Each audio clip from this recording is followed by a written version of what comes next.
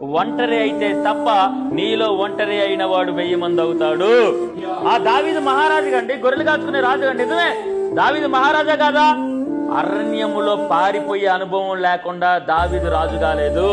అరణ్యములో ఓడిపోయిన అనుభవం లేకుండా దావీదు రాజు కాలేదు. అరణ్యములో ఒంటరి అయిన అనుభవం లేకుండా దావీదు రాజు కాలేదు. దావీదు రాజు అయ్యాడు, కిరీటం పెట్టుకున్నాడు, ఆయన సింహాసనం ఎక్కాడు, యుద్ధాలను గెలిచాడు, ఓడిపోయి రోడ్లమ్మడ కూడా చోడుగా యాక్ట్ చేశాడు.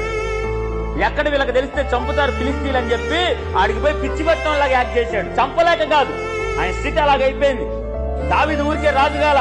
మనందరూ చెప్తారు ఎస్తేరు మహారాణి అయిందని. మహారాణి ఎట్లయింది?